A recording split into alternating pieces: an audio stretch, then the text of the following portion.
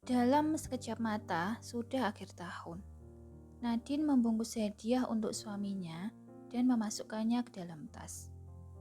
Dia diam-diam meminta Ben untuk menciptakan sesuatu untuk suaminya. Dan Ben dengan senang hati membantunya. Meskipun dia tahu hadiah tersebut untuk saingannya, tapi selama itu bisa membuat Nadine bahagia, dia tidak peduli. Dia suka mendengar suara bahagia dan canda tawanya melalui telepon. Ini menunjukkan bahwa dia sekarang benar-benar bahagia. Sudah sebulan lebih mereka tidak bertemu. Dia juga sibuk menjalankan bisnisnya dan perlu pergi ke beberapa negara. Tidak hanya dia yang sibuk, Dave juga mulai sibuk untuk menstabilkan bisnisnya. Dengan bantuan ayah mertuanya, perusahaannya bangkit kembali dari garis merah ke garis hijau hanya dalam beberapa minggu. Pasar sahamnya telah meningkat dan semuanya mulai kembali normal seperti sedia kala. Berita yang menjadi hot topic pagi ini menarik perhatian Nadine. Ini tentang Vivian yang tiba-tiba pingsan di belakang panggung sebelum penampilannya dan dilarikan ke rumah sakit. Dia sekarang sudah kembali dari tur dunianya dan tinggal sementara di Bandung. Dia telah menyatakan kepada media bahwa dia akan pindah ke Surabaya tahun depan. Dave yang sudah berdandan melingkarkan tangannya di pinggang istrinya itu. Dia membungkuk sedikit, mencium leher belakangnya. Sudah siap? Iya.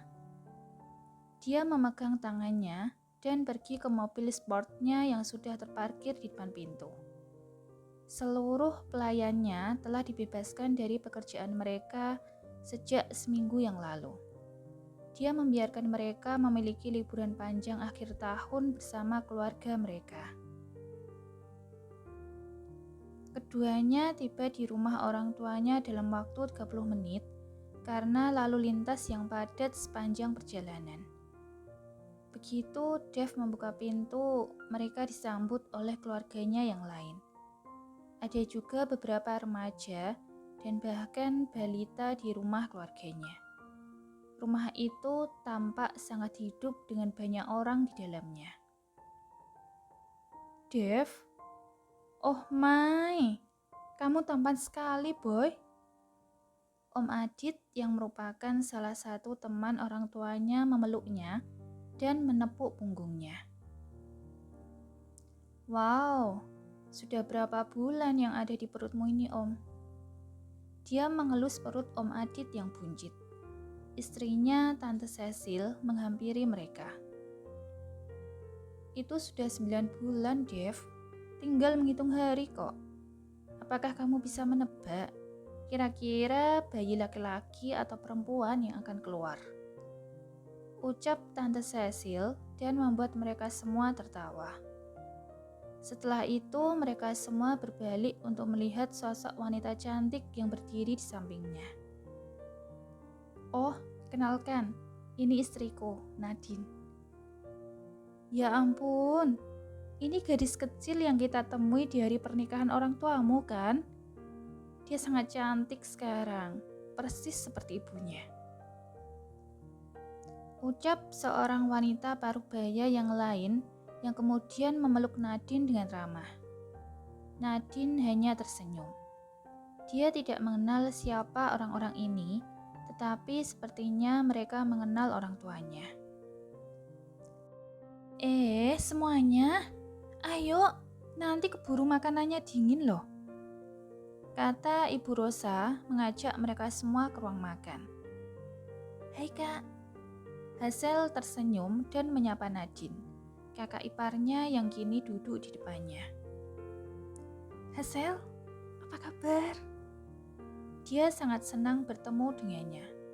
Dulu saat masih kecil, keduanya memang lumayan akrab. Mereka sering bertemu di pulau pribadi kakek Guntur ketika Hazel mengunjungi kakaknya. Selesai makan malam, mereka kembali ke ruang keluarga. Nadine dan Dev duduk di sofa dan tidak lama kemudian lampu menjadi redup. Ibu Rosa, Pak Wisnu, serta Hazel berjalan keluar dari dapur.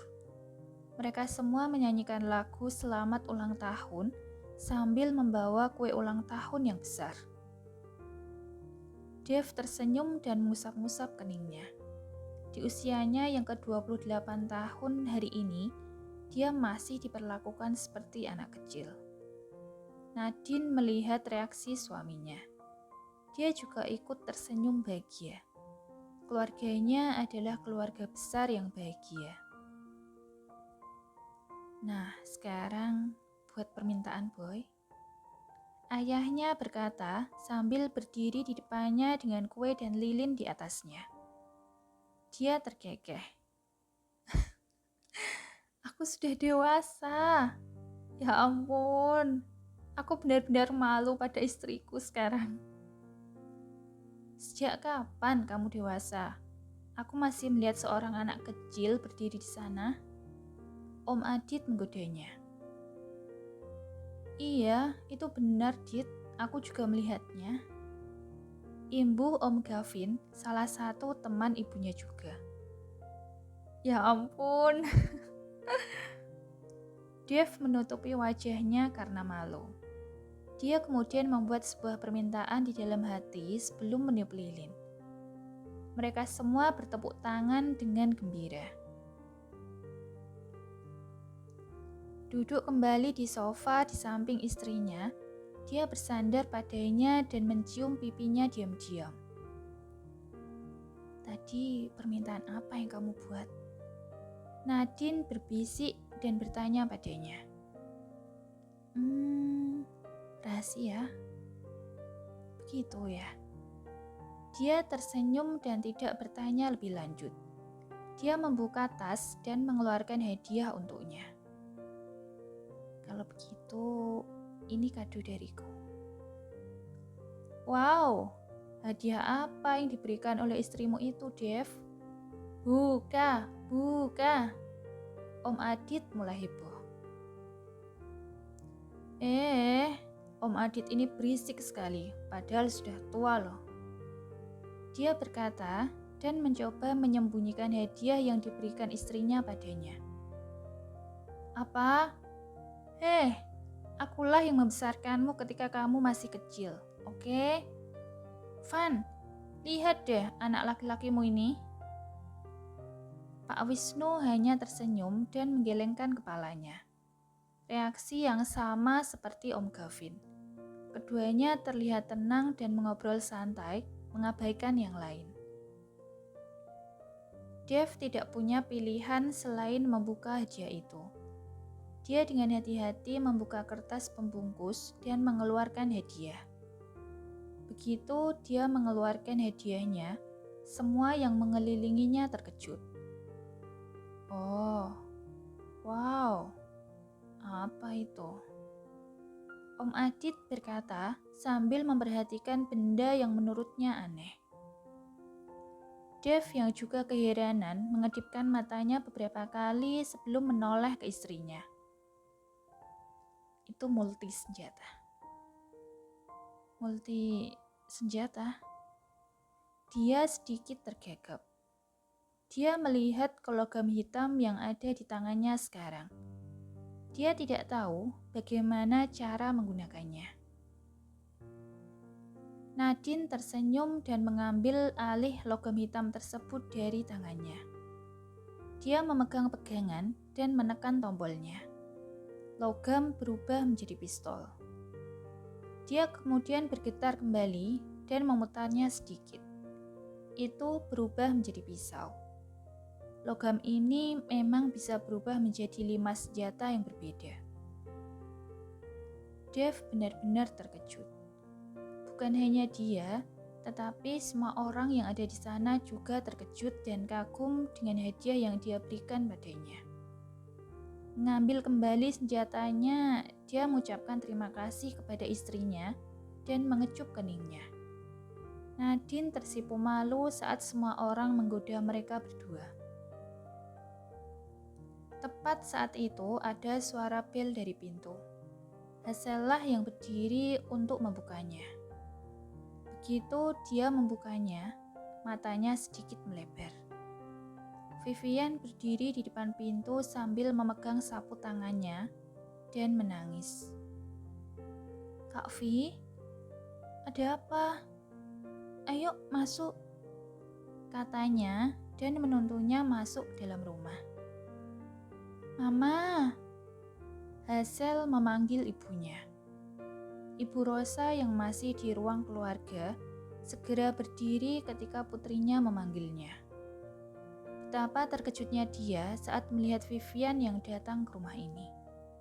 Ibunya sedikit mengerutkan alis dan bertanya, "Sel, apa yang terjadi?"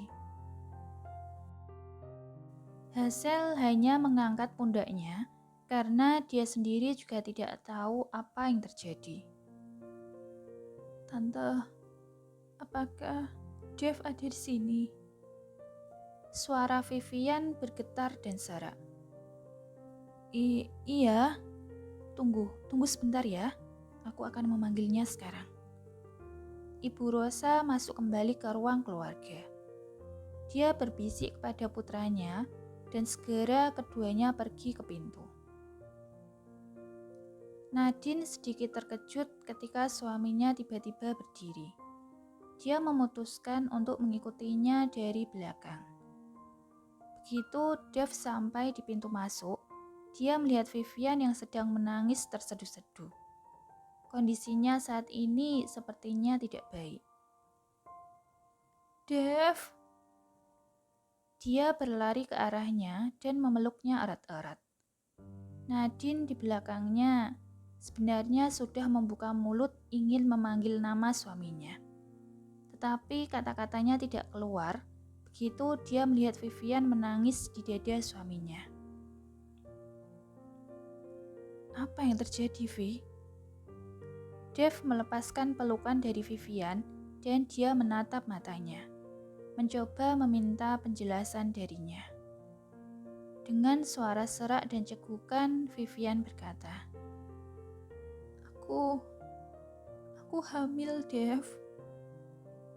Hati Nadine terasa seperti tertusuk yang tajam. Dia tidak bisa menahan air matanya lagi. Dev benar-benar membeku di tempatnya. Dia tidak mengatakan apa-apa. Pikirannya kosong dan gelap gulita sekarang. Hazel dan ibunya, keduanya juga membeku. Namun ibunya segera tersadar dan meminta mereka semua termasuk Nadine untuk pergi ke ruang konsultasinya. Ada peralatan untuk memeriksa kondisi Vivian di sana. Mereka semua mengikuti ibunya. Dev memegang tangan Nadine saat mereka menuju ke ruangan tersebut. Vivian berbaring di tempat tidur dan ibunya menjalankan sebuah alat di perutnya. Sementara Dev, Nadine, dan Hazel berdiri di samping tirai yang memisahkan keduanya. Melihat ke layar monitor tembus pandang yang tergantung di dinding, air mata Nadine mengalir dengan deras di pipinya. Benar-benar ada janin di dalam perutnya dan memiliki detak jantung. Itu adalah sesuatu yang sangat dia inginkan, tetapi dia tidak akan pernah bisa memilikinya. Dan lagi, siapa yang tidak akan merasa sedih dan cemburu jika suaminya menggendong anak dari wanita lain? Dev berbalik menatap wajah istrinya yang sudah basah oleh air mata. Dia menangkup kedua pipinya dengan tangan bergetar dan berkata, "Itu bukan anakku, sayang. Aku sungguh tidak pernah melakukannya dengannya." Nadine tidak menjawabnya. Dia menunduk dan membenamkan kepalanya di dadanya. Matanya masih basah oleh air mata. Dev memeluknya erat-erat.